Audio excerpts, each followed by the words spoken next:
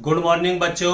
मैं विजय कुमार शर्मा राजकीय inter college Mathura से 12वीं क्लास के भौतिक विज्ञान का अध्ययन हम कर रहे हैं, जिसके अंतर्गत खंड का की दूसरी इकाई यानी विद्युत धारा आजकल हम पढ़ रहे हैं, जिसके अंतर्गत आज हम पढ़ेंगे प्रतिरोध की ताप निर्भरता, यानी ताप बढ़ाने से प्रतिरोध बढ़ता है। ये हम आज की वीडियो में समझेंगे। तो ये हम जानते ही हैं, जैसे हम चालक का अगर हम ताप बढ़ाते हैं तो उसका प्रतिरोध बढ़ जाता है, यानी जब हम किसी चालक तार का ताप में वृद्धि करेंगे तो उसका प्रतिरोध भी बढ़ जाता है। इसकी जो व्याख्या है वो हम एक सूत्र यानी एक फॉर्मूले के द्वारा समझ सकते हैं। यानी फॉर्मूला है हमारा विद्युत प्रतिरोध R बराबर M upon N E square tau L upon A, यानी R बराबर M upon N E square tau L upon A। इसमें जो सिंबल है उनको लिख लीजिए क्या क्या है। जैसे R है हमारा विद्युत प्रतिरोध, R हो गया हमारा विद्युत प्रतिरोध, R विद्युत प्रतिरोध। M है हमारा मुक्त इलेक्ट्रॉन का द्रव्यमान या इलेक्ट्रॉन का द्रव्यमान, ये तो कांस्टेंट है। इलेक्ट्रॉन का द्रव्यमान,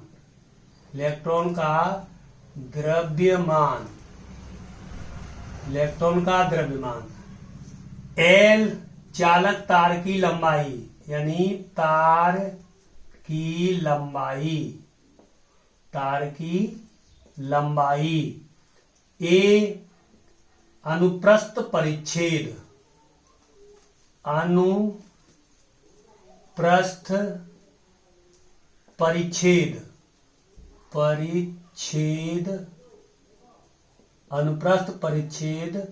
का क्षेत्रफल, A हो गया। अब बचा N प्रति एकांक आयतन में, प्रति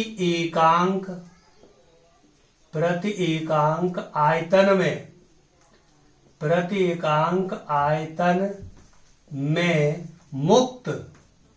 मुक्त इलेक्ट्रॉन की संख्या, प्रति एकांक आयतन में मुक्त इलेक्ट्रॉन की संख्या। E हम जानते ही हैं इलेक्ट्रॉन का आवेश, E है हमारा इलेक्ट्रॉन का आवेश, इसका मान भी हम जानते हैं। अब बचा R हो गया, M हो गया, L हो गया, A हो गया, N हो गया, E हो गया। बचा टायो है हमारा श्रांत काल, ये भी हम पढ़ चुके हैं इसी चैप्टर में। श्रांत काल यानी दो उत्तरोत्तर टक्करों का औसत समय कहते हैं हम श्रांत काल। तो अब इस फॉर्मूले का जो मैंने सिंबल सभी लिख दिए हैं, इसको अगर हम ध्यान से विचार करें तो हम पाएंगे R विद्युत प्रतिरोध है, M यानी जो इलेक्ट्रॉन का द्रव्यमान है वो नियत होता है, ये भी हम जानते हैं। L जब हम कोई चालक तार लेंगे तो उसकी लंबाई क्या होगी, नियत होगी, उसका परिच्छेद क्षेत्रफल भी नियत होगा। और N नंबर ऑफ मुक्त इलेक्ट्रॉन, तो ये भी क्या नियत होंगे, और इलेक्ट्रॉन का आवेश भी नियत होगा। तो इस सूत्र का अध्ययन करने से हम पता चलता है, यानी R समानुपाती क्या होगा, 1 अपॉन श्रांत काल। ये समीकरण नंबर हुआ हमारा 1।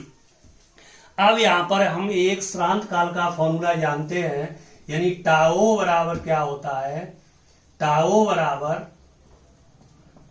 बराबर लैम्डा अपॉन VRMS। यहां पर लैम्डा क्या है हमारा जो मुक्त मीन फ्री पाथ, माध्य मुक्त पथ, लैम्डा है हमारा माध्य मुक्त पथ, यानी दो उत्तरोत्तर टक्करों के, यानी जो उसमें इलेक्ट्रॉन जब उसमें धनायन से टकराता है तो दो उत्तरोत्तर टक्करों की औसत दूरी जिसे हम कहते हैं माध्य मुक्त पथ, और यह है हमारा लैम्डा। और BRMS हम जानते हैं वर्गमूल माध्य वेग, वर्गमूल माध्य वेग, वर्गमूल माध्य वेग, वर्गमूल माध्य वेग। ये समीकरण नंबर हो गया मान लीजिए 2।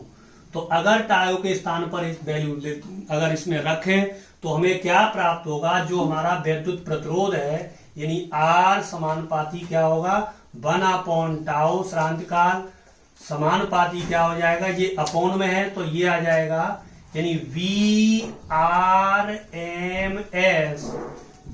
VRMS upon lambda. ये नंबर हो गया मान लीजिए हमारा 3। तो अगर हम इस समीकरण का ध्यान से अध्ययन करें तो हमें क्या प्राप्त होगा कि अगर हम किसी चालक तार का ताप बढ़ाते हैं, ताप में वृद्धि करते हैं, तो उसका जो श्रांत काल है वो क्या होगा, कम होगा। श्रांत काल कम होगा यानी उसका माध्य मुक्त पथ भी क्या होगा, कम होगा, और उसका जो वर्गमूल माध्य वेग है वो अधिक होगा, यानी वो बढ़ जाएगा। तो उसमें क्या होगा कि टक्करों की संख्या बढ़ जाएगी।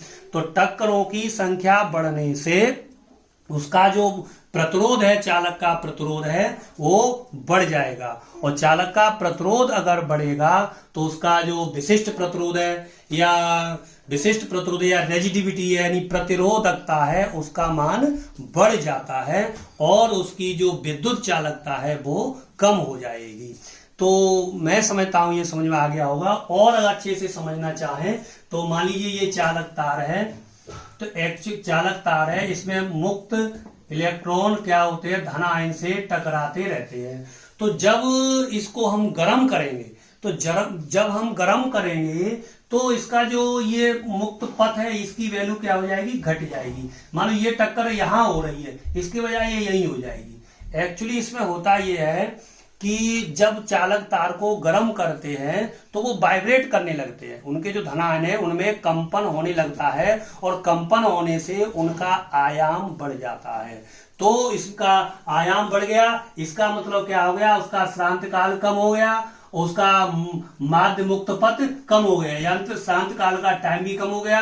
मतलब यहाँ टक्कर हो रही थी और पहली हो जाएगी, ये यहाँ टकरा था यहाँ हो गई, फिर यहाँ हो गई, यहाँ हो गई, इसलिए टक्करों की संख्या बढ़ जाएगी, और टक्करों की संख्या बढ़ने से उसका यानी टेम्परेचर बढ़ेगा, और उसका यानी विद्युत प्रतिरोध है उसका मान बढ़ जाएगा। और विद्युत प्रतिरोध का मान बढ़ जाएगा अर्थात हम ये कह सकते हैं कि विशिष्ट प्रतिरोध या प्रतिरोधकता का मान बढ़ जाएगा और विद्युत चालकता का मान घट जाता है। तो ये हुई हमारी आज प्रतिरोध की ताप पर निर्भरता। तो इसको हम अध्ययन कर लेंगे। धन्यवाद।